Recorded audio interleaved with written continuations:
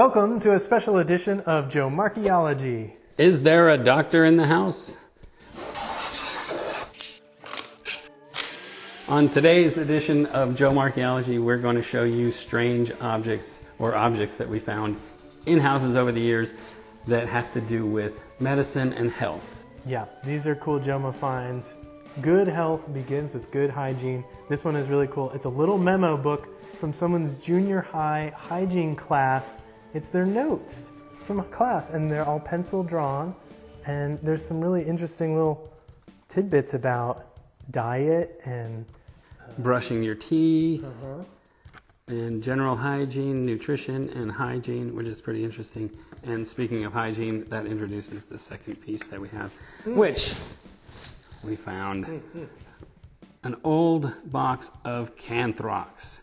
Canthrox for 50 cents, and it is a shampoo that's kind of weird because it's like it's kind of a foamy, weird little, here's the instructions, but it's a strange little foamy thing that you take a teaspoon or tablespoon of this and mix it and make your own shampoo. And this treats dandruff and scalp irritation, and it leaves your hair fluffy. That's it what actually it says right here. Light and fluffy, and relieves irritation for your scalp. Canthrox, can't beat it. Can't beat it. Another thing that's odd that we found was a box of quinine and urea hydrochloride. I thought this was interesting because my mother used to take quinine when I was a kid, and the first time I ever heard of quinine was when they were talking about Amazon people's using arrows that were, had poison tip arrows, and they tipped them with quinine. So whenever my mom said she was taking quinine, I was like, well, she's taking poison. Oh no, don't. And then later in life, I started appreciating quinine because it's in tonic water, and I love a gin and tonic. They don't prescribe this anymore for leg cramps, but you can get it for malaria.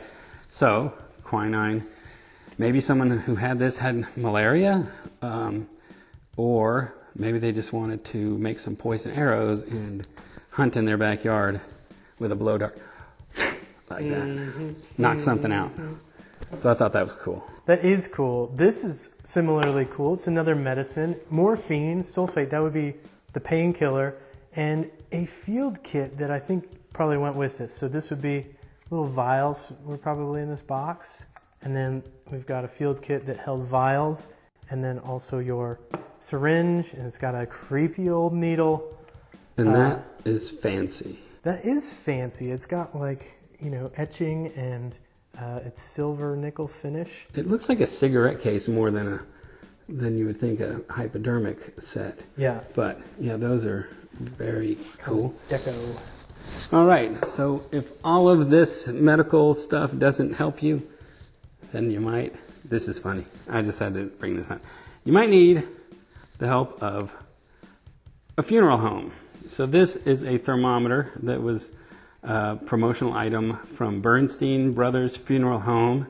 The reason that I thought this was really interesting, it has phone number 61.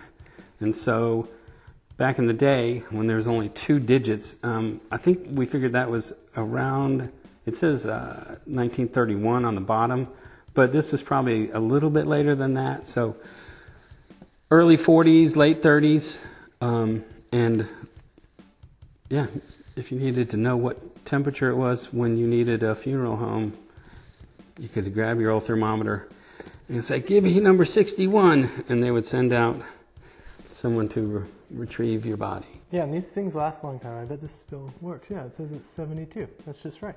Yep, and the shop's in the basement here, so it's cool in here. Okay, I'm going to let Mackenzie introduce this one. I introduced the weirdest thing last time.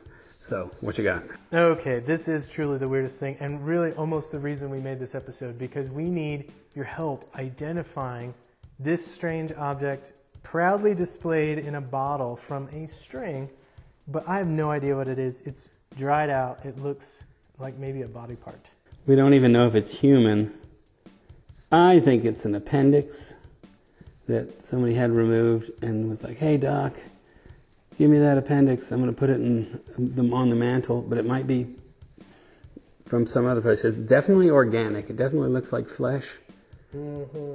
And so we're going to get a couple of close-ups of this, and we want you guys to comment below what you think this might be, because it is, I have no idea. No clue. And also in the description, I'll put a link because we want you to send us any oddities that you have found in your construction or digging in your yard or wherever. Send them our way because I would love to see them and share them with other folks.